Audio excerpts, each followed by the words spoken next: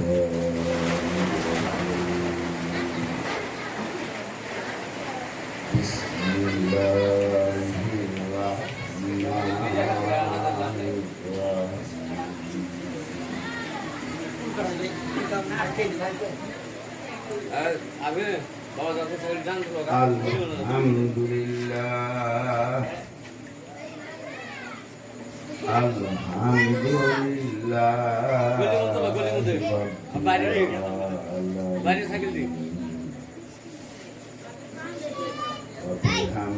bihamdihi rasul rahmatan lil alamin wa bihamdihi ahlal baitihil athhar wa ashabihil abrar a'immai mustahidin mursidin wa awliyai kamilin wa barak wa sallam.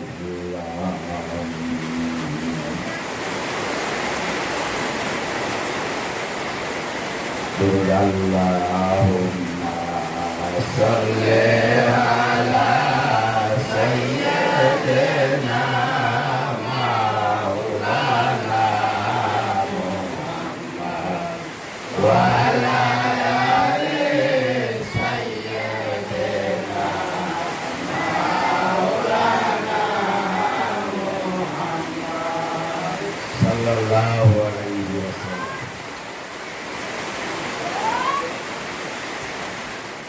উপস্থিত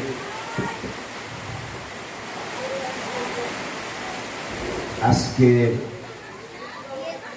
এই ঈদে মিলাদুন্নবী জলসা থেকে বিশ্বের যত নবী, যত রসুল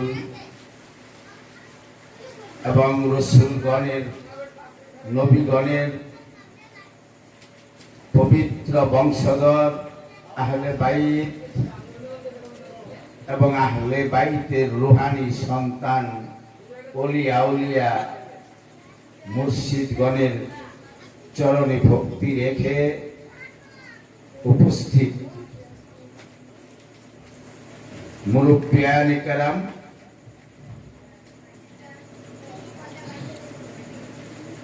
আজকে এখানে উপস্থিত বাংলাদেশ তরিকত ফেডারেশনের ধনবাড়ি উপজেলা শাখার সম্মানিত সভাপতি, অত্র এলাকারই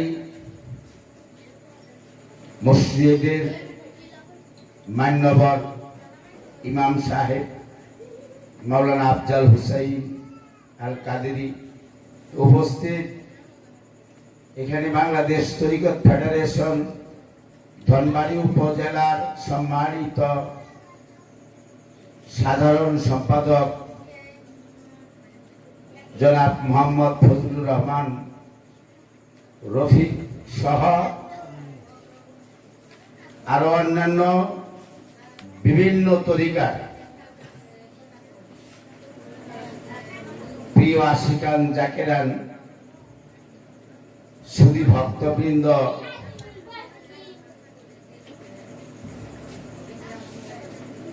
ভাই ও বোনেরা,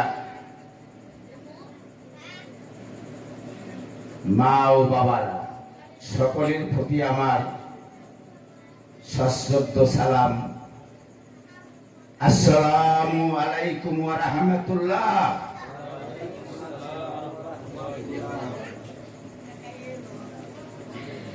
আমরা আজকে আলোচনা বেশি করার পরিস্থিতি নেই, এজন্যই শারীরিক কিছুটা সমস্যা। ঈদে মিলাদুন্নবীর চাঁদ ওঠার পরেই বিভিন্ন এলাকায় কোন কোন রাত্রিতে দুইটা মাহফিল এবং মাঝখানে আবার দিনের বেলায়ও বিভিন্ন জায়গায় সম্মেলন। সারা টাঙ্গাইলের বিশেষ বিশেষ আকর্ষিত যে জায়গাগুলো, নাছুর বাংলার মতো যারা না নিয়ে ছাড়বেন না, সেখানে যেতেই হয়। নানা কারণেই শারীরিক দুর্বলতা, অসুস্থতা হেতু আলোচনা খুব সংক্ষেপেই করব ইনশাআল্লাহ। আপনারা একটু ধৈর্য ধরেন। সকল যে তৌফিক আল্লাহ দিবেন, আল্লাহ রসুল যে মদদ দিবেন, মাওলা আলী কারমাল্লাহ যে মদদ এখানে প্রেরণ করবেন, পাক পাঞ্চাতনের রহমত তারা নিজেরা ইচ্ছা করে কৃপা করে যা পেশ করবেন তাই হয়তো আলোচনা হবে। জোর করে কোনো কিছু হয় না, আমরা শুধু চেষ্টা করতে পারি। বাকি সমস্তই আল্লাহ আল্লাহর রসুলের উপরে চূড়ান্ত ভরসা। সকলে বলি আমিন। আমি প্রথমে আলোচনা করেছি, শব্দটা মুখ দিয়ে বের করেছি, আউযু বিল্লাহি মিনাশ শাইতানির রাজিম। এটাই প্রথম শব্দ বলেছি না? এরপরে হলো বিসমিল্লাহির রাহমানির রাহিম। এই তো দুইটা শব্দ। তো প্রথম শব্দে আউযু বিল্লাহি মিনাশ শাইতানির রাজিম, এইটুকু যদি আমরা না বুঝি এবং এইটুকু জ্ঞান যদি আমরা অর্জন না করি, তাহলে কিন্তু বিসমিল্লাহির রহমানির রহিম আর হবে না, হচ্ছে না, হওয়ার মতো না।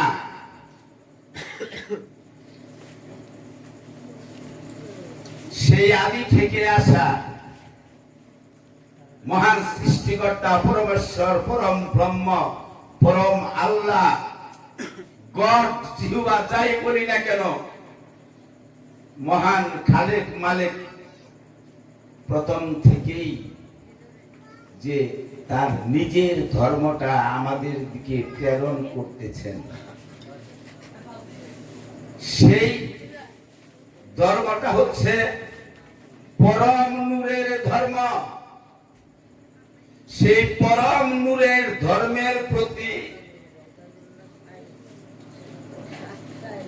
আমাদের আত্মসমর্পণ করতে হয়। এই আত্মসমর্পণ প্রক্রিয়ার নাম হচ্ছে ইসলাম। প্রত্যেক নবী হযরত আদম সফিউল্লাহ থেকে যত নবী এসেছেন, যত রাসূল এসেছেন, সকলেই সেই পরম নূরের ধর্মটি, আল্লাহর ধর্মটি তারা প্রচার করে এসেছেন এবং প্রত্যেক নবী রাসূলই সেই ধর্মের কাছে সকলকে আত্মসমর্পণ করার আবেদন জানিয়েছেন। অর্থাৎ ইসলামী প্রক্রিয়ায় আপনাদেরকে ঢোকার জন্য আবেদন জানিয়েছেন, চেষ্টা তদবির প্রচেষ্টা তিনারা করেছেন। এই আত্মসমর্পণ প্রক্রিয়া, ইসলাম অর্থ অনেকে দিচ্ছেন শান্তি, না, ইসলাম অর্থ সরাসরি শান্তি নয়। ইসলাম অর্থ আত্মসমর্পণ প্রক্রিয়া আল্লাহর ধর্মের কাছে। আল্লাহর ধর্মটা কি? আল্লাহর ধর্মটা হচ্ছে পরম নূরের ধর্ম। আমরা ইহাও জানি না কেমন কিভাবে হযরত রাসূল করিম সাল্লাল্লাহু আলাইহি ওয়াসাল্লাম তিনি হচ্ছেন আল্লাহর সর্বপ্রথম সৃষ্টি নূর হিসাবে। আল্লাহ কেন সৃষ্টি করলেন? জগতে সকল কিছু সৃষ্টি করা আগেই হয়ে গেছে। কিসের দ্বারা? ওই নূরে মুহাম্মদ, নূরে আহম্মদের নূর দিয়ে সকল কিছু সৃষ্টি করেছেন। কিন্তু সকল কিছু কেন সৃষ্টি করলেন? নূরে আহম্মদ কেন সৃষ্টি করলেন? নূরে মুহাম্মদ কেন সৃষ্টি করলেন? নিজের ভেতরেই যে নিজের সম্পর্কে যে একটা ভাবাবেগ আছে, একটা উচ্ছ্বাস আছে, অর্থাৎ একটা প্রেম আকিঞ্চন আছে, সেই প্রেমের জ্বালা কুলাবার না পাইয়া সেই প্রেমটা কি করে জগতে বিলানো যায়, এই প্রেমের কারণে আল্লাহ সমস্ত মাখলুকাত সৃষ্টি করেছেন। সৃষ্টির মূলে হচ্ছে প্রেম। আর এই প্রেমটা পাইতে গেলে, আর প্রেমটা বিচ্ছুরণ ঘটায়, প্রেমটা বিতরণ করে কি দিয়া? নূর দিয়া। সেই নূরটা কার? পরমের, পরম আল্লাহ, পরম ঈশ্বরের, পরম ব্রহ্মের, গড়ের জিহ্বা। সেই পরম নূরের যে ধর্ম, এই ধর্মটাই সকল নবী, সকল রাসূল, সকল মহাপুরুষ, সকল মহামনীষী, তারা সকল অবতার সকলেই প্রচার করে গেছেন এবং প্রতিষ্ঠিত ভাবে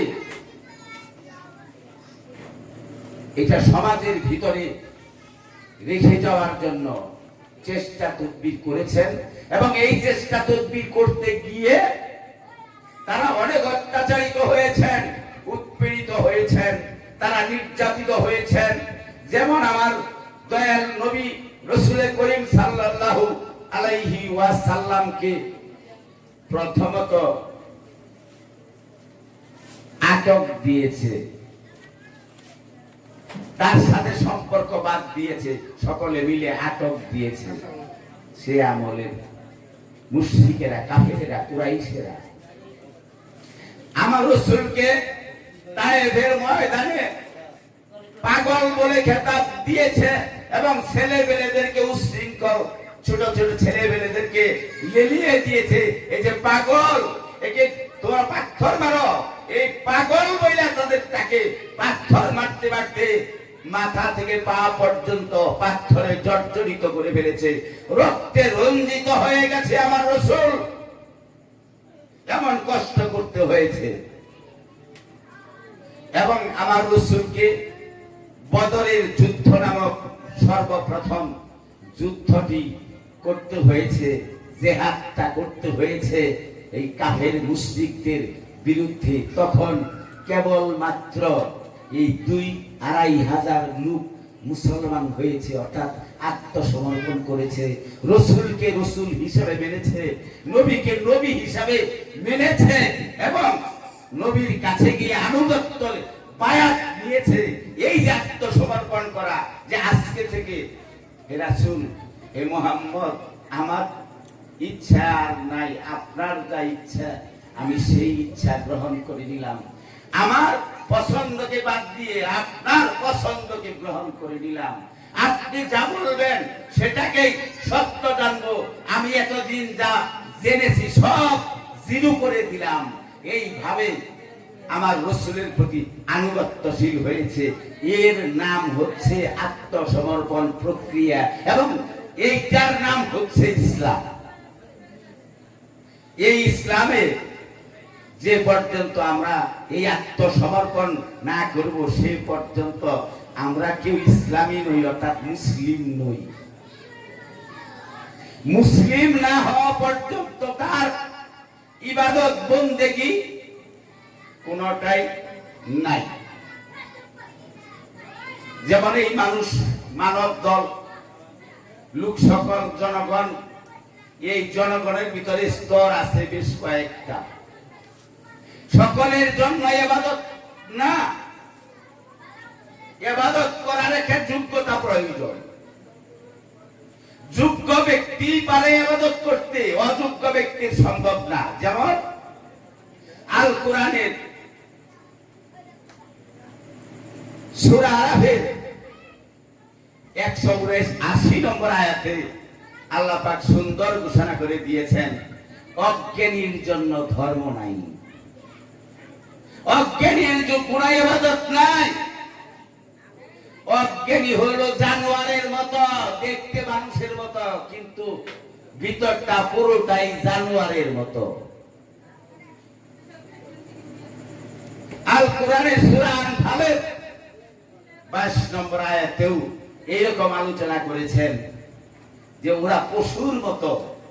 তারা সত্য নবীরা যে বলে, রসুলেরা যে বলে, এই সত্য তারা কান দিয়া ঢুকাইয়া ভিতরে গ্রহণ করে না। যে কান দিয়ে সত্য ঢুকে না, ভিতরে যায় না, থাকে না, ওই কান দিয়া শুনলেও আল্লাহ বলতেছেন ওই কানটা হলো কালা বধির ঠোসা।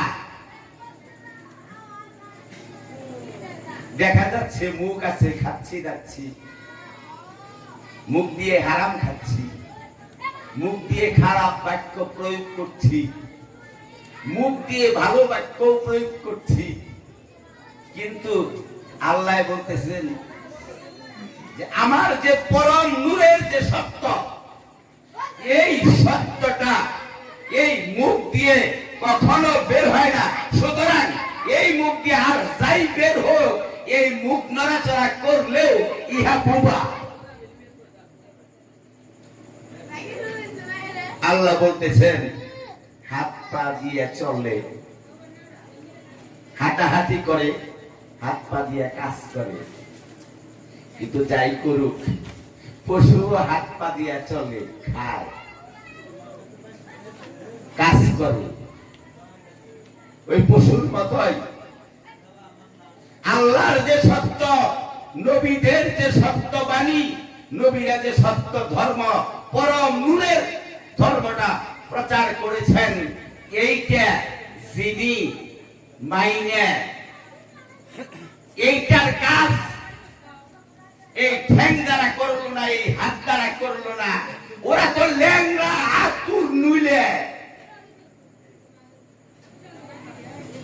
অর্থাৎ কোরআন বলতেছে যার জ্ঞান নাই, অজ্ঞান, বেহুশ, বেহুশের কোনো বন্দিগি নাই। সুতরাং যার মাথা ঠিক নাই, আবুল তাবুল, তার ছিঁড়ে গেছে গা, টোটালি ছিঁড়ে গেছে গা।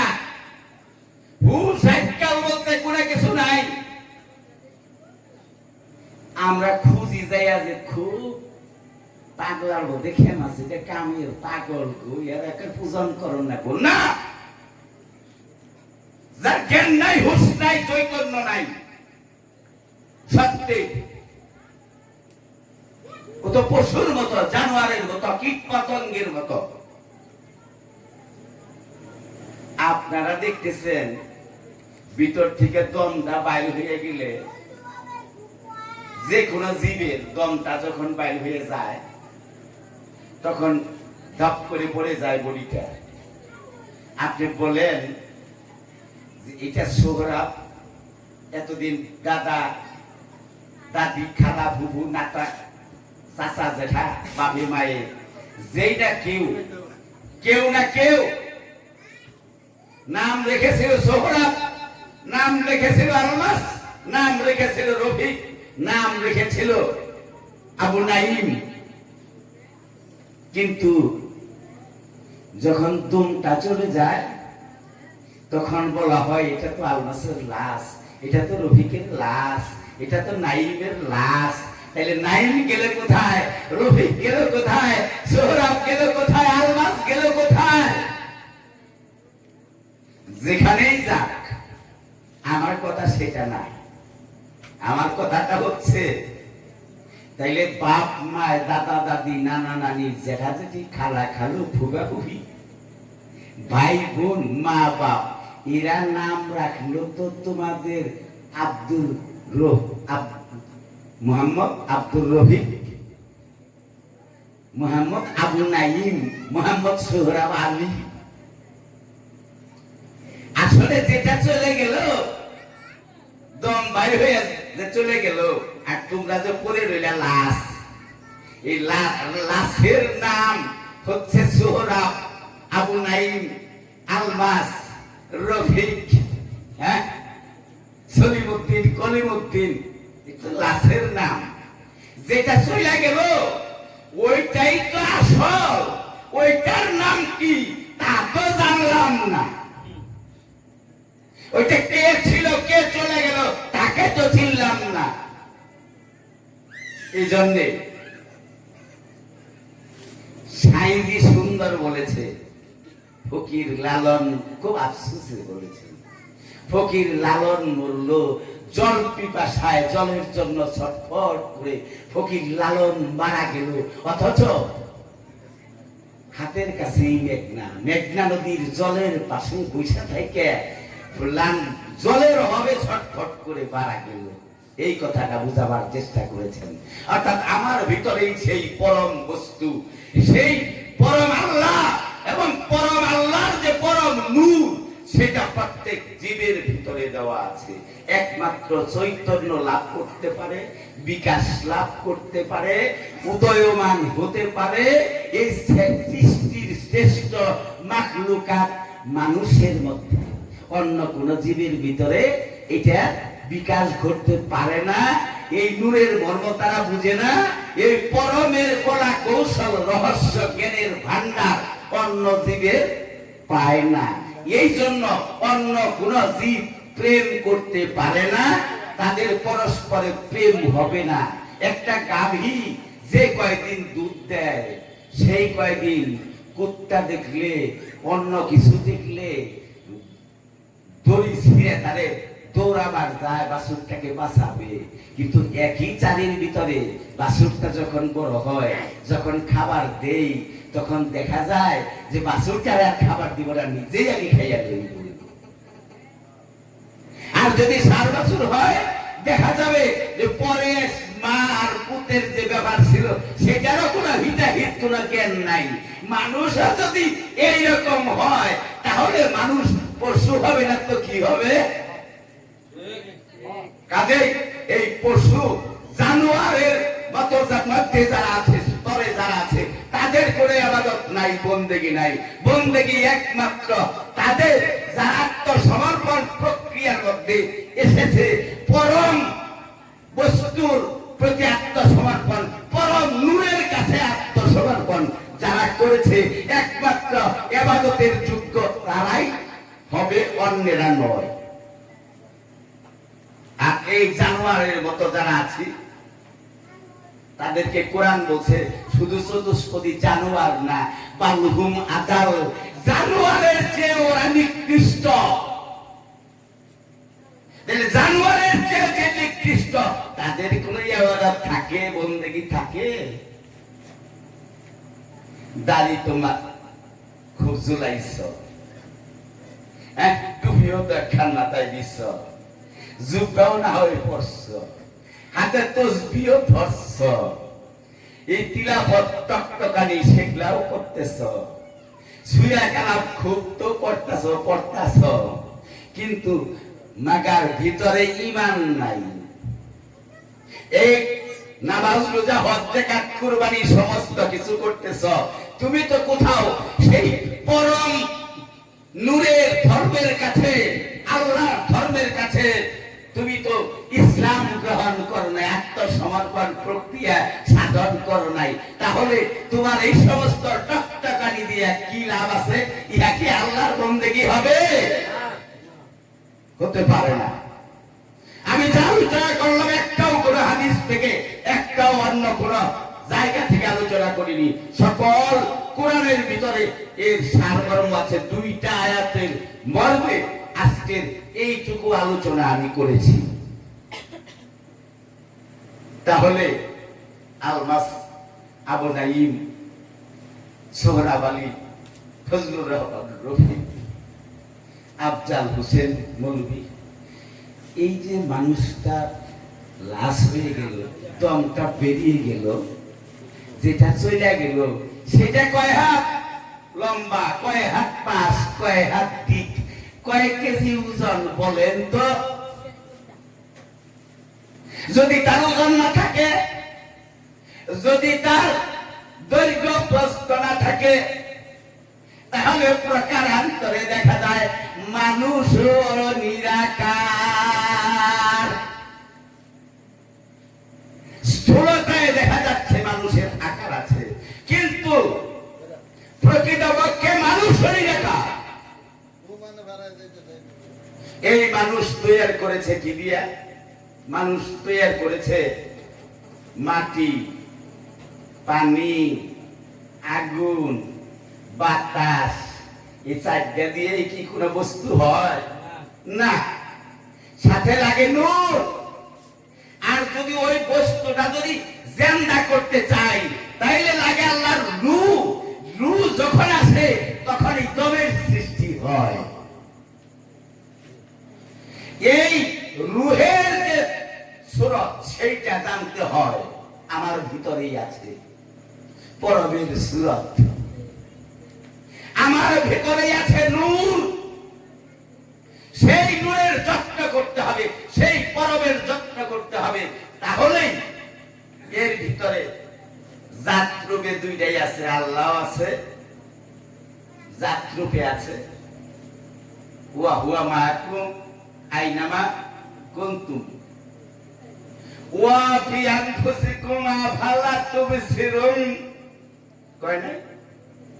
কাফের 16 নম্বর আয়াত। নাহনু আকরাবু ইলাইহি মিন হাবলিল ওয়ারিদ। কয় না? এই মানুষের ভিতরে ঘাড়ের সারকের চেয়েও অতি সন্নিকটে আমি আল্লাহ রয়েছি। সূরা আনফাল বলেছে আন্নী মাআকুম, আমি তোমার সাথে মিশে আছি। সূরা হাদীদে বলেছে, সূরা হাদীদে বলেছে আলা কুল্লি শাইইন মুহিত, আমি সমস্ত কিছুতে পরিব্যাপ্ত আছি। তোমার ভিতরেও আছি, তোমার বাইরেও আছি, তোমার উপরেও আছি, তোমার নিচেও আছি, তোমার সাইডেও আছি, ফাঁকা জায়গায়ও আছি, আবার কোন বস্তু আছে, প্রত্যেক বস্তুর মধ্যেই আছি। তাইলে তোমার মধ্যেও আমি আছি, বাইরেও আছি। তোমার মধ্যে আমি আছি, আর আমি আল্লাহর মধ্যে তুমি আছো। পালাবার কোনো জায়গা নাই। তাহলে আল্লাহর মধ্যে থেকেও যতক্ষণ পর্যন্ত আমি আল্লাহ চিনব না, পরবের কাজ জানবো না, পরমের যে ব্যাখ্যাটা জানবো না, নূরের যে ব্যাখ্যাটা জানবো না, বুঝবো না, আমি বাঁকা ব্যাখ্যা করিয়া বিশৃঙ্খল, অশৃঙ্খল এবং অশ্লীল ব্যাখ্যার দিকে নিয়ে যাব, তখন আসলে করতেছেন কাম। যদি বাইরে পানি, তাহলে নিশ্চিত কাম। আপনি কইতেছেন প্রেম লীলা করতেছেন। আজকে তরিকতের মধ্যে ইহা ঢুকেছে অপসংস্কৃতি। অথচ ফকির লালন সাইজি বলতেছে, সমস্ত সাধক বলতেছে, আল কোরআন বলতেছে, সমস্ত ওলিরা বলতেছে কি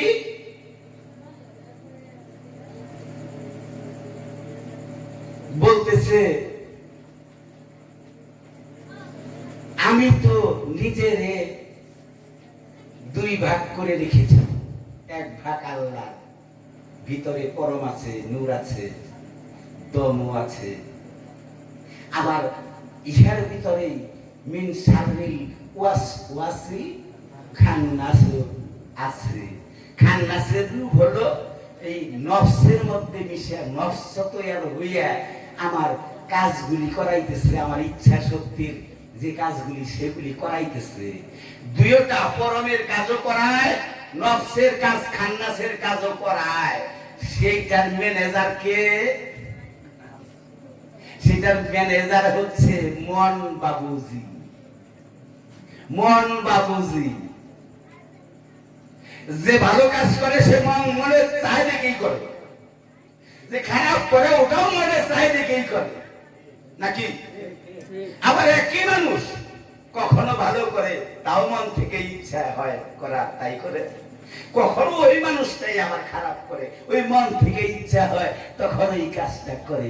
এই জন্য সমস্ত ফকিরের, সমস্ত সাধকের, সমস্ত অলিদের, সমস্ত মহা মানুষদের একটি বাক্য, তোমার মন নামে ফকির বানাও। এই জন্য সাইজি সুন্দর করে বলেছেন, সুন্দর করে বলেছেন, সত্য বল সুপথে চল, ওরে আমার মন সত্য সুপথ নাচি নিলে ও তুই পাবি নে সেই পরমের দর্শন।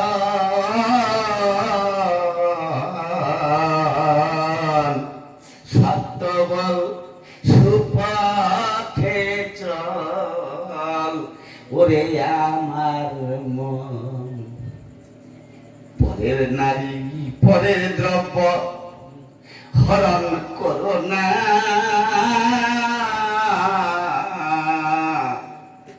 করলে পারে যেতে পারবার না। তুমি যতবার করিবে হরণ,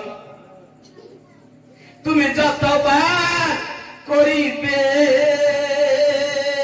হরণ, তোমার ততবার হইবে জনম। সত্য বল সুপথে চল, ওরে আমার মন। পরের দ্রব্য কারে কয়? এই যে ভিতরে পরম বস্তু, পরমের ধন জানলাম না। এই যে ভিতরে নূরের বস্তু, নূরের ধন, পবিত্র ধন, প্রেমের ধন, ইহা তো জানলাম না, চিনলাম না। এইটার বাইরে যে খান্নাস রূপে নফসের যে কারবার চলতেছে নিজের ভিতরেই, উহা হচ্ছে পরধন।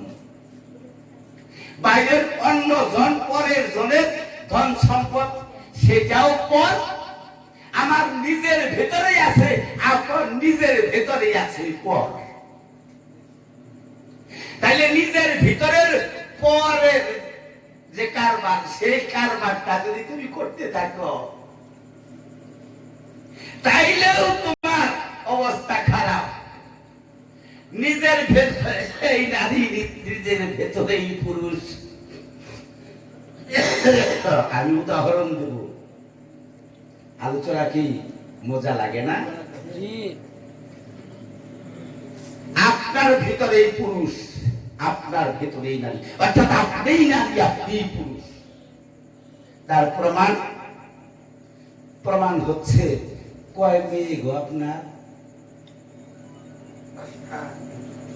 দুইটা। ছেলে কয়টা? দুইটা।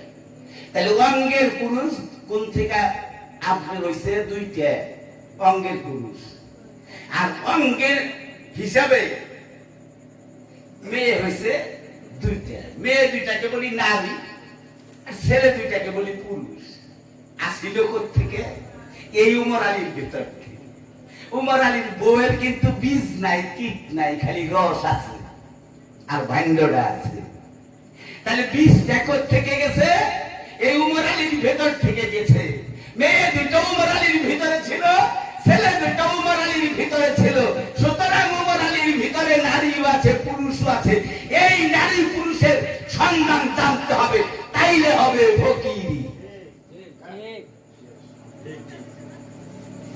এই নারীত্বকে বর্জন করতে হবে, নারীত্বকে শাসন করতে হবে। কে করবে?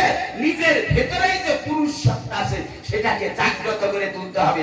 সেই পরম সত্তা, নূরের সত্তা, পুরুষ সত্তা, সেই সত্তাই নিজের ভিতরে এই পরসত্তা, নারী সত্তাকে কি শাসন করে রাখবে। যদি তা না করেন তাহলে কত হাজার লক্ষ বার পরের নারী হরণ করিতেছেন আর পরের দ্রব্য নিজেই হরণ করিতেছেন, খুঁজা দেখেন গা।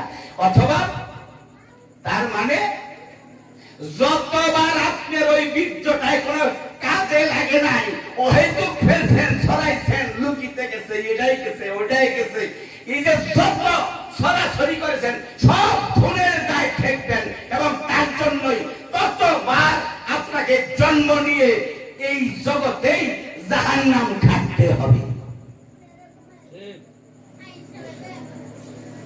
এই খবর জানার জন্য দয়ালের কাছে যেতে হয়, এই পরম সিনের জন্য দয়ালের কাছে যেতে হয়, এই নূরের খবর জানার জন্য, নূরকে জাগ্রত করার জন্য দয়ালদের কাছে যেতে হয়। কয়েক সিবারা কোরআন শরীফ আর কয়েকটা হাদিস আর কিছু কিছু পেশার শুনি না যায় নাই, পিসাব হইলে চলে না। আর এমন পিসাবের কাছে গেলাম, জীবনে একটু তার হাঁটুর সাথে হাঁটু লাগাইয়া একেবারে তার ফিস ফিস গোপন কথা আমি নিজের কানের ভিতরে এই গোপন মারেফতের ফিস ফিস কথাটুকু নিতে পারলাম না। আমার এই জাকেরি জীবন এটি হলো ব্যর্থ জীবন, দোষ পীরের না, দোষ আপনাদের আমাদের মতো হুজুকের মানুষের। এই হুজুকের দোষ, হুজুকের দোষে দেখেন সুন্দর করে আমি একটু কথা বলেই শেষ করবো, যেহেতু অন্যদিকে গেছি। তাইলে দেখেন আমার নিজের ভেতরেই মন গুরু, বিবেক গুরু কিন্তু আমাকে বাধা দেয়, এই তুই যে এই অকামটা করবি, এই অকাম করলে কিন্তু খুব খারাপ বলে, কিন্তু মনে মানে না। এই জন্য দুঃখে বলে সাহিত্য সুন্দর কইছে, আমি তো প্রেম করবারই চাই, আমি প্রেমের মধ্যেই থাকতে চাই, আমি টলের মধ্যে যাইতে চাই না, আমি অটলের ঘরে অবস্থান নিতে চাই, কিন্তু আমি তো প্রেম করতেই চাই। কিন্তু এই প্রেম করবার জায়গা কামেরে করি মানা, আমি করি মানা, কিন্তু কামে তো আমার ছাড়ে না। আমার ঠেলা নেই কিসে? মদনে, মদনে প্রেম রসিকা হব কেমনে, করি মানা কাম ছাড়ে না, মদনে মদনে প্রেম রসিকা হব কেমনে। এটা জানার জন্য গুরুর কাছে গেছি, গুরু পর্যন্ত বসতে পারলাম না, গুরুর কাছ থেকে শিক্ষা নিতে পারলাম না। এই কিছু অন্যান্য জাকেরদের সঙ্গে একটু সলা পরামর্শ করে নিজেই কিছু অনুমান কইলে আমরা এই কুকামের কীর্তি বসাইয়া রয়েছি তরিকতের মধ্যে। এই জন্য তরিকতের ভালো বস্তুটারও এখন দাম নাই। তরিকতের গায়ে মারতাছে সর্বপ্রথম তরিকতের মানছি, একে তো হলো কিচ্ছু জানে না, বুঝে না, খালি টুনটুনা টুনটুন। আর একটা করে সুলুম দিব, কয় যে আমার ধ্যান খুব ভালো হয়। আবার একজন আমরা আছি গুরুর সাথে কোনো সংযোগ নাই, গুরুর সাথে দেখা সাক্ষাৎ নাই, গুরুকে মান্য করার কোনো দরকার নাই, গুরুর প্রতি আনুগত্য নাই, গুরুর প্রতি মহব্বত নাই, গুরুর সাথে কোনো যোগাযোগই নাই। গুরুরও খুব বালা, লক্ষ লক্ষ মুরিদ আছে, সুন্দর নানান কৌশলে তারা তাদের কাম বাগায় যাইতেছে। 3টা বিল্ডিং আছে, 6টা করব, 6টা আছে 12টা করব, 12 জায়গায় হ্যাঁ জমিদারি আছে। এখন 24 জায়গায় কি করে করণ যায়? 4টে কোম্পানি আছে, ফ্যাক্টরি আছে, এখন 8টা কি করে ফ্যাক্টরি করণ যায়? তারাও এই তালেই আছে। তাহলে তারাও যদি সেই তালেই থাকে আর মোল্লারাও যদি সেই তালেই থাকে, 50,000 টাকা আমার এবারে যে নিবা 50,000 টাকা ওয়াজ করতে 50,000 টাকা লাগবে, রাজি আছো? যদি থাকো তাহলে ডেট একটা দিব 3 মাস পরে। কিন্তু আমার বিকাশ নাম্বারে অগ্রিম টাকা পাঠিয়ে দিতে হবে 50,000, তাহলেই দিয়ে আমি ওয়াজ করব। এই ওয়াজিনের এই কৌশলটা সম্পূর্ণ কোরআন বিরোধী, হারাম। পৃথিবীর ব্যবসা যেরকম হারাম, ওই বিজনেসম্যান মোল্লাদের যে টাকা পয়সা না মোল্লাগিরি, ওই মোল্লাগিরিও হারাম। কোন নারী কথা সৎ কথা নয় এবং ইমানের কথা নয়, সত্যের কথা নয়, কোরআনের সম্পূর্ণ বিরুদ্ধে। আমরা সেই কোরআনের বিরুদ্ধে যারা কাজ করতেছে আমরা বুঝতেছি, তাও আমরা সেদিন দোষ পারি। এর জন্য আমাদের নাম হচ্ছে অজ্ঞান। আমরা এই অজ্ঞানতা ছাড়াইতে হবে। অজ্ঞানতা ছাড়াইতে গেলে জ্ঞানীর কাছে যাইতে হবে। জ্ঞান আর জ্ঞানী একাকার। জ্ঞানী থেকে জ্ঞানও ভাগ করতে পারবেন না, আর জ্ঞান ছাড়া জ্ঞানী হয়ও না। জাস্টিস তো বিচার, আবার জাস্টিস তো বিচার প্রতি, কোনটা ছাড়া কোনটা নাই। কাজে শ্রী গুরু চৈতন্য গুরুজিরই তার কাছে যেতে হবে। ব্যবসায়িক গুরুর কাছে গেলে এই তত্ত্বগুলি পাওয়া যাবে না। এই জন্যই সাধকেরা বলেছে শ্রী গুরু চৈতন্য বিনে কে তোমায় করিবে চেতন। আমরা অন্ধ, এই অন্ধ থেকেই তো যায়। অজ্ঞানী যায়, গুরু তো মহাজ্ঞানী। জ্ঞানীর কাছে ওরে চৈতন্য জ্ঞান পাওয়া আছে, ওরে চৈতন্য জ্ঞান যার হইয়াছে, দেখলে সে না যায় দুই নয়ন। শ্রী গুরু চৈতন্য বিনে কে তোমায় করিবে চেতন। শ্রী গুরু কাকে বলে? শ্রী গুরু কাকে বলে? শ্রী গুরু সুন্দর গুরু। এই সুন্দর হলে কি জানেন? ওই যে রবুবিয়াতের বলেছিলাম পরম পরম রব, এই পরম রবের যে নূর, এই নূর যার ভিতরে বিকশিত হয়, যার মধ্যে এই নূর আর বীজি থাকে না, সারা গাছ রূপে, তারপরে বৃক্ষ রূপে, তারপরে ফলবান বৃক্ষ রূপে রূপান্তরিত হয়ে যায়, এবং সেই গুরুকে বলা হয় চেতন গুরু। এই শ্রী গুরু তাকে বলা হয়। শ্রী গুরুর চরণ চাইতে আমনে করে আম করে ঠ্যাং দুইটে। শ্রী গুরুর চরণ চাইতে কি চরণ শুনবেন? একটা হলো স্থূল চরণ, একটা হলো সূক্ষ্ম চরণ, একটা হলো অভয় চরণ, আর একটা হলো কি ব্যক্তি মিলে।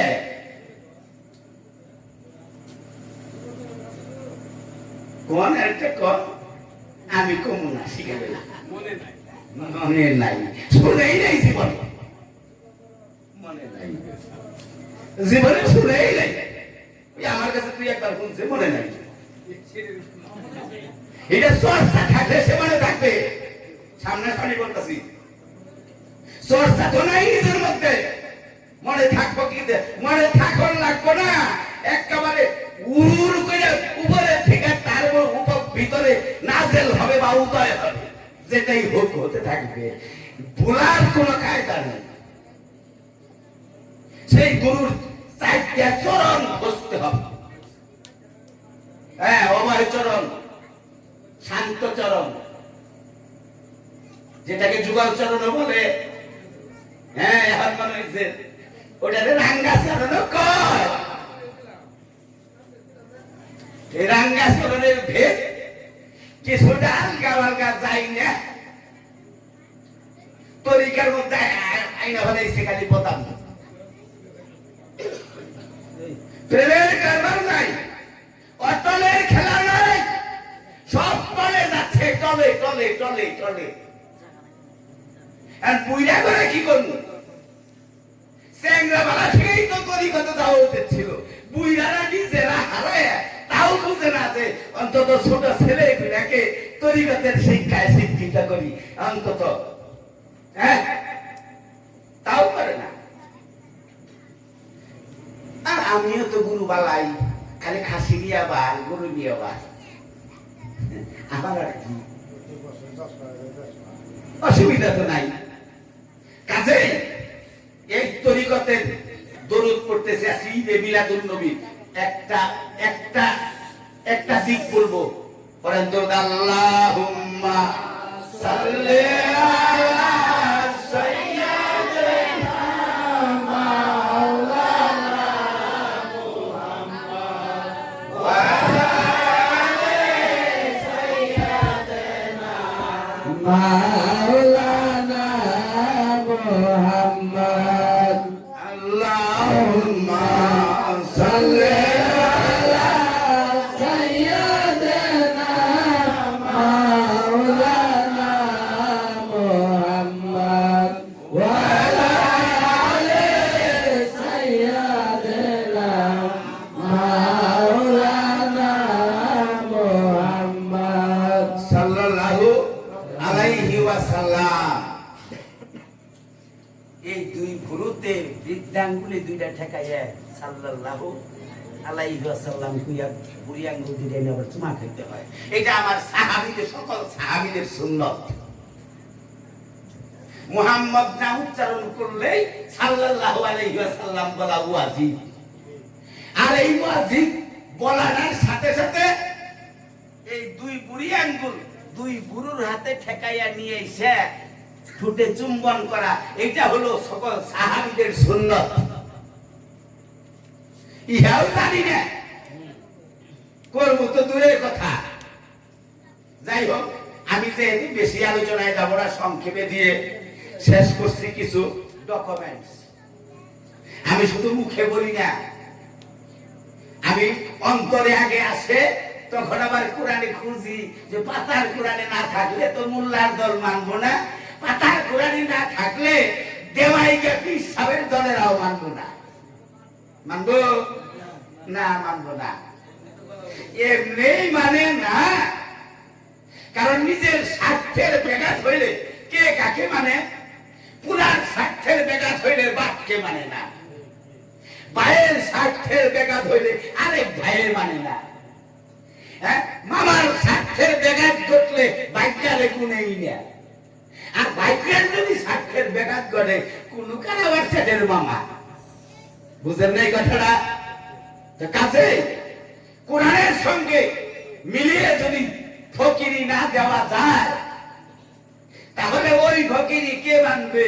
কেউ মানতে চাইবে না।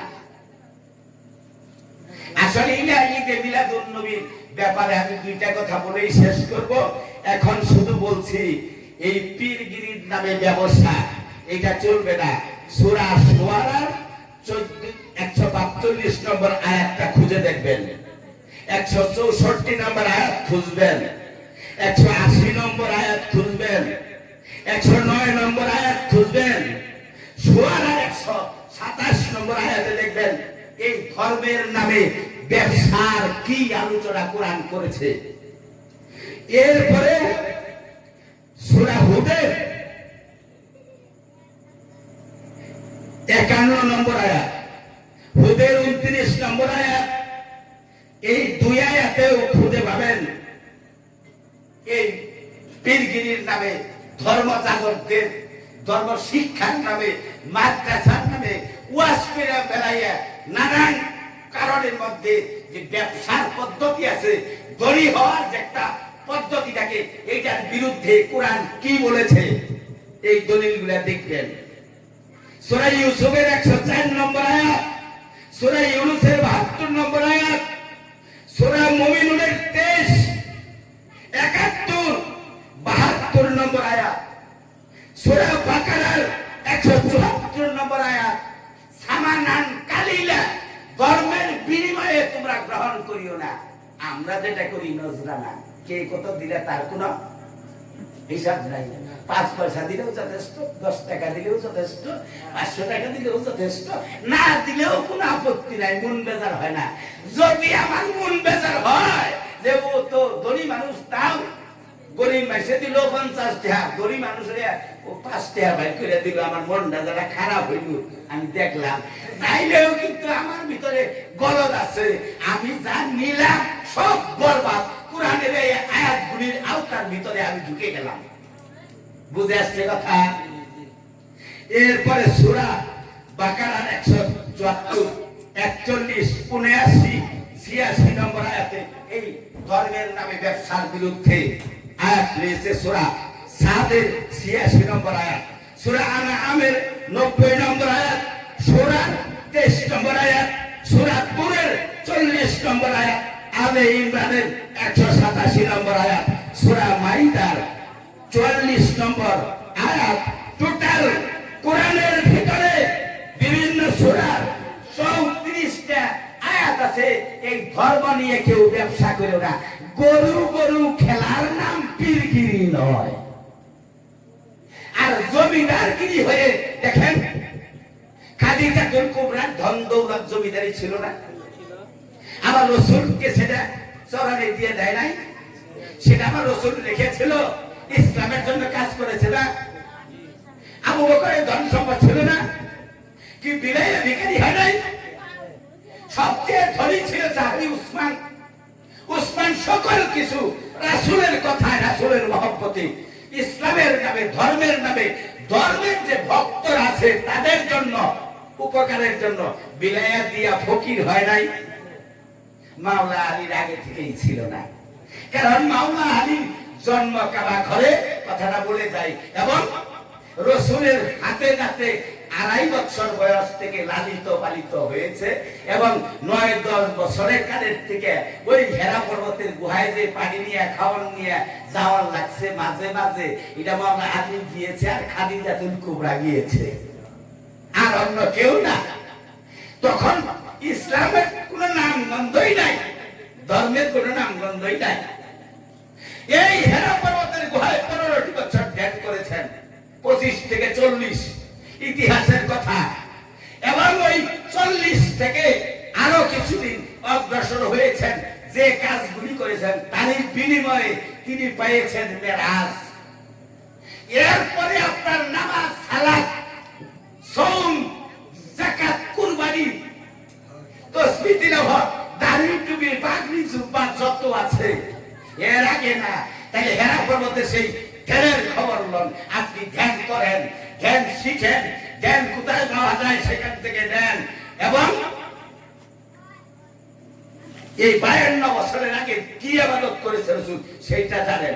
ইবাদত করতে করতে রাসূল হইতে পারে নাই, ধ্যান করতে করতে রাসূল হওয়া যায় না, মাদ্রাসায় পড়তে পড়তেও নবী হওয়া যায় না। রাসূল আল্লাহ থেকে নির্ধারিত, নবী আল্লাহ থেকে নির্ধারিত। আপনারা কোটি মানুষেও ভোট দিয়া নবী বানাইতে পারবেন না, রাসূল বানাইতে পারবেন না। কাজেই লক্ষ লক্ষ মুরিদ হলেই খাঁটি পীর হয় তা হয় না। বুঝছেন কথাটা? অর্থাৎ আপনার 4-10টা গরু আছে, সব গরুই গুইতেই দেয়। আপনার বউ যতবার যায়, মেয়ে যতবার যায়, পোলায় যতবার যায়, গুইতেয়ে সিংহা ভিতরে ঢুকাইয়ে এমন কিছু করে যায় এটা হাসপাতালে নিয়ে যাওয়ার লাগে। তাহলে গুইতেই না গরুর চেয়ে সুহাগী একটা গরুই যথেষ্ট কিনা? কাজে কেরা ভালা কইলে ওটাও আমি দেখি না, ওইটারও লুপ করি না। আর কে খারাপ করলো আমার আলোচনার থেকে খারাপ জানলো, সমালোচনা করলো, আমি একেবারে ছোট আঙ্গুলটা দেখে বলি আমি ডোন্ট কেয়ার। তো কাজে সত্য যেখানে আছে সেখানে যাইতে হবে। সূরা বাকারায় আছে, তোমরা সত্য খুঁজো এবং সত্যকে ধরো, মিথ্যাকে পরিহার করো এবং সত্য যা জানলা তা গোপন করিও না। সত্য আর মিথ্যার ভিতরে তোমরা দুইটারে মিশাইয়া খিচুড়ি বানাইয়া ভালাইও না। আজকে আমার রাসূল থেকে বেলায়েতের সূর্য হচ্ছে মাওলা আলী কারামুল্লাহ। যে আলী কারামুল্লাহর পুত্র ইমাম হাসান হুসাইনকে জানতেন হযরত বিল্লাল, বলতেন যে আমাদের প্রভু, আমাদের মাওলা। হযরত উসমান, হযরত ওয়াইস করণী মাওলা আলীকে গুরু মানতেন। ওয়াইস করণী থেকে ছেলেখেলা আছে, ওয়াইস করণীর গুরু হচ্ছে মূলত মাওলা আলীর কাছে বায়াত করেছিলেন তিনি, এবং সেই আলী হয়ে পীরের ছেলেখেলা আছে। এই ছেলের ভিতরেও সমস্যা। আমি নাম বললে দূর সবাই নাম বলতে চাই না। এক দল আছে, জিজ্ঞাসা করা হলো, তারা আবার জিনবুত তালায়, তারা আবার কবিরাজি জিনবুত পালে, হ্যাঁ, তারা আবার খুব একটু যার ভোট দিয়ে 1001 টাকা, বুঝলেন নাই? আর গেলে বলে তুমি কি জানলা না জানলা হিডা না, টুভিটা ভরাইয়া দিব, আর বউ দেওয়ার মতো একটা উন্না দিব, আর কি একটা জুব্বা ভরাইয়া দিব। হায় রে, একেবারে পাক্কা মুসলমান বানাইয়া দিয়ে দিছে। বুঝেন নাই কাহিনীটা? এই যে একটা অবস্থা, এই অবস্থায় সত্য মিথ্যার কোন পার্থক্য আছে? সত্য মিথ্যার কোন পার্থক্য আছে? অথচ কোরআনের নাম, কোরআনের ভিতরে কোরআন শরীফ কিন্তু নাই। আছে কোরআনুল মাজিদ, আছে কোরআনুল কি আজিম, কোরআনুল হামিদ, আছে কোরআনুল করিম, আর আছে ফুরকান। ফুরকান মানে কি? ফুরকান হলো সত্য আর মিথ্যার ভিতরে পার্থক্য যে কইরা দেয় যে জ্ঞান, এই জ্ঞানের নাম হলো কোরআন। ফুরকান, এই ফুরকান স্বয়ং রাসূল নিজে পা থেকে মাথা পর্যন্ত আমার রাসূল নিজে এই জ্যান্ত ফুরকান, নুরি ফুরকান। মাওলা আলী ওটাও জ্যান্ত ফুরকান, নুরি কোরআন। ইমাম হাসান হুসাইন আলী ফাতেমা এরা সকলেই জ্যান্ত কোরআন, নুরি কোরআন। আর যত বড় বড় সাহাবী থাক সকলেই তাদের গোলাম। এই ইমাম যার না হয়েছে তার ভিতরে তরিকাই নাই, পীরগিরি আবার কিসে? আমি চ্যালেঞ্জ করে গেলাম এই কথা, এই আলোচনা। তবে আমি শুধু একটি কথাই বলবো, সারা দুনিয়ায় এত মহাপুরুষ, এত মহামনীষী, এত নবী, এত রাসূল, এত উচ্চ পর্যায়ের মানুষ, একটা মানুষের জন্ম আল্লাহর রহমতে কাবা ঘরের মধ্যে হয় নাই। একমাত্র মাওলা আলী কারামুল্লাহর জন্ম কাবা ঘরের মধ্যে হয়েছে। জগতে তিনি সর্বপ্রথম যা দর্শন করেছেন, চাষি এটাই কেবল কাছে মরা বলা হয়েছে। মুহাম্মদের ডাকতেছে, মুহাম্মদ গিয়ে খুলে নিল, নিলে পরে চোখ মিলে চাইয়া দেখলো কার চেহারা? মুহাম্মদের চেহারা দুনিয়ার বুকে তিনি সর্বপ্রথম দেখলেন। এখন মুখ খুলে না, বুকের দুধ খায় না। মুহাম্মদ সাল্লাল্লাহু আলাইহি সাল্লাম জিহ্বা দিয়া নাড়াচাড়া করতে করতে ঠোঁটটা খুললেন। মুহাম্মদের জিহ্বার লালা সর্বপ্রথম দুনিয়ায় এসে যিনি বক্ষণ করেছেন তার নাম মাওলা আলী। যাকে আমার রাসূল বলেছেন ইয়াদুল্লাহ, যাকে আমার রাসূল বলেছেন একমাত্র জ্ঞানের নগরী, রাসূল বলেছেন আল্লাহর জ্ঞান রাজ্যের, জ্ঞানের শহরের ভান্ডার হলাম আমি। আর আমার এই শহরে জ্ঞান রাজ্যে রাজ্যে ঢুকতে গেলে একটা মাত্র দরজা, সেটা হলো আমার আলী। রাসূল বলেছেন মান কুনতু মাওলাহু ফাহাদান আলিউল মাওলাহু, যারা এতদিন আমাকে মাইনা চললা মাওলা, আজ থেকে যাই না দেখো এই হযরত আলীও তাদের মাওলা। রাসূলের নাম রেখেছিল আমার রাসূল করিম, আলীর নাম রেখেছিল আসাদুল্লাহ, আল্লাহর সিংহ। আমরা কই শেরে খোদা। মাওলা আলীর নাম রাসূল রেখেছিল মুশকিল কুশা, মানে বিপদ হরিণী, বিপদ সব দূরে ঠেলে দেয়। আমার রাসূল নাম রেখেছিল আলী কাররামাল্লাহ। আমার রাসূল আলীকে খেতাব দিয়েছিল আল মারতুজা।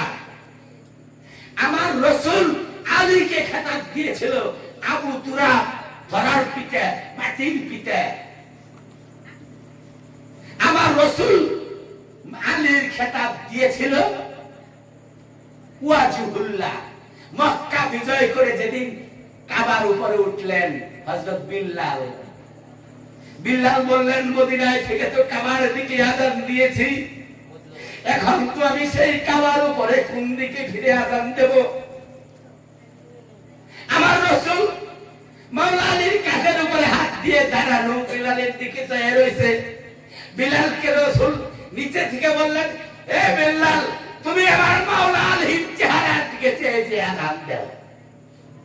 এই জন্য আলী আরেক নাম হলো ওয়াজহুল্লাহ, আল্লাহর চেহারা। এই রকম আর একটা দুইটা তিনটা গুণ যদি করে সাহাবী থাকতো, ও বাবা, তা করে নাচন দেখে সোজা কথা গোলমাল সেখান থেকেই লেগেছে। আজকে ওহাবীদের দোষ, খারেজিদের দোষ, মৌলবাদীদের দোষ আমরা যে দেই, রফাদানিদের দোষ, জঙ্গিদের দোষ আমরা দেই।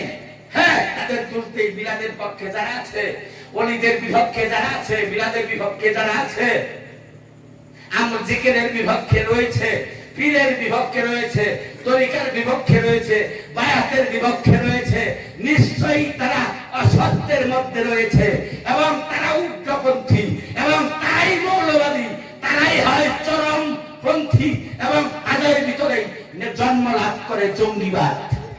এই কথা সত্য। আবার এটাও ঠিক, আবার রাসূলের দলের মধ্যে সাহাবীদের ভিতরে প্রচুর মুনাফিক ছিল এবং এই সাহাবীদের ভিতরে হযরতে আমির মুয়াবিয়ার পরামর্শদাতা ছিল মারওয়ান জেঠামিয়া। এই মারওয়ান জেঠামিয়া আর মুয়াবিয়া সাসাবিয়া ভাইজান ইয়াজিদের মাধ্যমে কারবালায় নৃশংস হত্যাকাণ্ড শুরু করে নাই, রাসূলের ইন্তেকালের ৭৬ দিনের মাথায় গুন্ডা দল পাঠিয়ে দিয়া আমার খাতুনে জান্নাতকে গলের ওয়াল ভাঙিয়া বুকের উপরে ফেলাইছে। পেটের ভিতর থেকে ৬ মাসের বাচ্চা বের হয়ে গিয়ে ওই অবস্থায় দাফরাইতে দাফরাইতে হযরতে খাতুনে জান্নাত ইন্তেকাল করেছেন। এরপরে উমরকে খতম করা হয়েছে। আর আমার রাসূলের লাশ মোবারক মাটির উপরে রাইখে দাফন কাফন করে নাই। তারা মদিনা ছাইরা ৬ মাইল দূরে বনু সাইদার সাকিব ভাই গিয়ে ৫ জন ক্যান্ডিডেট হয়েছিল, তারা আসে রাসূলের দাফন কাফন আর পায় নাই। রাসূলের ইন্তেকাল করার পরে ৩ দিন তার দেহ মোবারক মাটির উপরে ছিল, কারণ ওখানে মিল মিশওয়ার হইতে পারতেছে না ৫ গ্রুপে, আর জানাজা করবারও আসতে পারতেছে না। মাওলা আলী করমুল্লাহ সেই বনু সাইদার সাকিব ভাই যায় নাই, ক্যান্ডিডেট হয় নাই, রাসূলকে নিয়ে ব্যস্ত ছিল। ভক্ত সাহাবী যারা, তারা দাফন করে ফেলে। এরপরে এই রাসূল পরিবারের উপরে পাক পাঞ্চাতরের উপরে অত্যাচার উৎপীড়নের স্কিম রুলার চলে। হযরতে উমর ফারুককে শুধু হত্যা করে নাই, উসমানকেও হত্যা করেছে। কোন ইহুদি খ্রিস্টান নাসারাকে হত্যা করেছে না, সব জাহেরি সুরতে পাক্কা মুসলমানের দল, অর্থাৎ সাহাবীদের ভিতরকারী মুনাফিকের দল। এরপরে সাহাবীরা অনেক সময় রাসূলের ভুল ধরার চেষ্টা করেছে, ওদেরকে রাসূল বলেছে ওরা মুনাফিক, আল্লাহ বলেছে মুনাফিক। আল্লাহ কোরআনে আয়াত নাযিল করেছে সূরা মুনাফিকুন, এবং ফাসিক জালেম এই সাহাবীদের ভিতরে নাকি? এইভাবে মুয়াবিয়া নিজে মা এসেকে খুন করেছে এবং হযরত ইমাম হাসানকে বিষ প্রয়োগে হত্যা করেছে। কারবালার মাঠে ইয়াজিদ যে নিয়েছিল, এই খেলা শুরু কিন্তু আগেই হয়ে গেছে, বুঝেন নাই? তারই নসল আজকে ওহাবি, খারেজি, মৌলবাদী, রফাদানি, সালাফি নামধারী হইয়া আমাদের এদিকে ঘুরিতেছে, একটা ভবিষ্যৎবাণী করে যায়। আপনারা তো সুন্দর একেবারে 500, 1000, 2000 টাকা খরচ করে সুন্দর 201 গম্বুজ মসজিদ দেখতে যাইতেছেন। বিদেশি টাকা যে কোন পেছে কোন মুসারে আইয়া যে কি মসজিদ হইতাছে আমরা হয়তো দেখতে পারবো না, মানে বুইরা মানুষেরা দেখতে পারবেন না। চ্যাংরা ঘরে কইয়া যাই, তোমরা যাই না রাখো, একদিন আমার মনে হয় ওইখানে ওই রহাদারিদের কেন্দ্রভূমি হবে, বাংলার বুকে কেন্দ্রভূমি রহাদারিদের প্রধান কার্যালয় হবে ওইটা, এবং ওখান থেকে জঙ্গিবাদের শিক্ষা উৎপাদন হবে। এইটা তখন দেখেন। এখন তো খুব মজা করে মসজিদের নাম শুনলেই আপনাদের ভালো লাগে। আর কোরআনের ভিতরে আছে আল্লাহ রাসূল কোন কোন মসজিদ চালায়া পুরায়া দিবার কইছে, জেলার মসজিদ তার নাম কোরআনের ভিতরেই আছে। অর্থাৎ হিংসা করে, দলাদলি করে, বাড়াবাড়ি করে, পারাপারি করে, জিদাজিদি করে, নিজেদের ভিতরকে শান্তি মানে ভঙ্গ করে, বিশৃঙ্খলা সৃষ্টি করে, নিজেদের প্রভাব বিস্তার করার জন্য, অথবা ব্যবসা কৌশল করার জন্য, অথবা আরেক মোল্লার চাকরিও হইতে হবে, তো এরকম ঘরে ঘরে পাড়ায় পাড়ায় মসজিদ করবেন, পাকা করবেন, এইটার পক্ষে আমার রাসূল না। এই বুখারী শরীফের হাদিস সহ বহু হাদিসে আছে, রাসূল বলেছেন ওটা জেলার মসজিদ, ওইটা দিয়ে ইসলামের কোনো উপকার হয় না। তোমরা যদি এইরকম মসজিদের খোঁজ পাও, তাই ওই মসজিদ চালায়া পড়ায়। কাজে আমি বলছি সব দিকে আমাদের নজর রাখতে হবে, সাবধান রাখতে হবে। ধর্মের নাম কইলে আমরা কইলা জায়গা, এটা আমাদের সুন্দর স্বভাব, কিন্তু রাসূল বলেছেন দিন দেখিয়া দান করি। অর্থাৎ ওই কাজটা কি করছে, আসলে ঠ্যাং এমনি করে বাইরে পেছাইয়া, তারপরে আবার কাপড় লাগাইয়া, তারপরে খুঁড়াইয়া খুঁড়াইয়া উপর হইয়া ওই আধা ঠেঙ্গা হাঁটতাছে আর করতেছে, আর ওই যে বাকি একটাই গেড়ে দিতেছে, ওর মধ্যে 2 টাকা 5 টাকা পরে কিনা ওইটা হইলো ওই ঠ্যাং বান্ধি না, মানে কৃত্রিম যে ন্যাংরা হইছে, ও আল্লাহ হইলো যে 5 টাকা 2 টাকা। কাজেই আমাদের পরিস্থিতি জায়গা বিচার করে ইসলাম গ্রহণ করতে হবে, সেই পরম নূরের ধর্ম আঁকড়াইয়া ধরতে হবে। একেবারে বিশাল কিছু না হয় 5 লক্ষ পিস বুড়িদানা নাবির সাহেবের কাছে গেলেন, আপনি কি 5 বছরের মধ্যেও একদিন তার কাছে 5টা মিনিট বসতে পারবেন? গুড়ার আন্ডা পাবেন, নাহলে কচু পাবেন ফকিরের দামে, আর কিচ্ছু কমালে চুপবো না। কাজেই আমি আলোচনা না বাড়াই, আমাদের ভিতরে জ্ঞান বুদ্ধি এককাল আরো বৃদ্ধি পাক, সবকিছু থাক, সকলের বিবেক জাগ্রত হোক, সত্য এবং মিথ্যার পার্থক্যটা বোঝানোর জন্য পুরাণিক ভাবে আমি আলোচনা করেছি। কারো নাম ধরে না, কারো মনে যদি কিঞ্চিত দুঃখ লেগে থাকে আল্লাহর ওয়াস্তে মাফ করবেন, আমার কাছে বয়াত হতে হবে না। আপনারা জানেন এই ঘরে বসে অন্তত 5 বছর আগে ঘোষণা দিয়েছি, আমার কাছে যারা বায়াত করছিল তখন পড়ছিল, এখন হয়তো ভালো লাগে না, মন চায় যেখানে ইচ্ছা বায়াত পড়া এবং কইরা তুমি মানুষের কত মানুষ হও, এই দোয়া আমি করি। সুতরাং ভক্ত বাড়ানোর উদ্দেশ্যে আমি করি না, ভালো কোক তাও চাই না, মন্দ কোক তাও ডরাই না। সকলকে ধন্যবাদ। আমার অসুস্থতা এটা আল্লাহর পক্ষ থেকে রহমত আমি গ্রহণ করেছি। আমার দয়াল সৈয়দ আতাউর রহমান শাহ তাবরেজি 360 ধামরাই যার বাজার, সেখান থেকে আমাদের সিলসিলা আব্দুল কাদের আব্দুল রহমান হয়ে ওই কালুসা ফকির যে দলে আছে, সেই দলের সুফি রমজান আলী জীবিত থাকতেই ইন্তেকালের 16 বছর আগে আমাকে এজাজত দিয়েছে এবং নিজে দেখেছেন মাওলানা সাহেব, নিজে দেখেছেন বসিরের আরো কত লোকে দেখেছেন 11 শরীফের ভিতরে হুকুম দিত না সিদ্দিকের কাছে বায়াত করে তোমরা, ওকে হুকুম দিয়ে দিয়েছি প্রকাশ্যভাবে। কাজে আমার কাছে কেউ বায়াত না হলেও আমার ঠেকা নাই, আর যদি হয়েছে চলে গেলেও আমার কোনো যায় আসে না। সকলকে ধন্যবাদ জানাই। কোন লোভের বশবর্তী আমরা নই, এই সৈয়দের কাফেলার লোকজন নয়। আপনাদের কাছে ক্ষমা চাই, ভুল বেয়াদবি ক্ষমা চাই। আজকের মতো শেষ করছি, একটু দরুদ পড়েন। আল্লাহুম্মা সাল্লি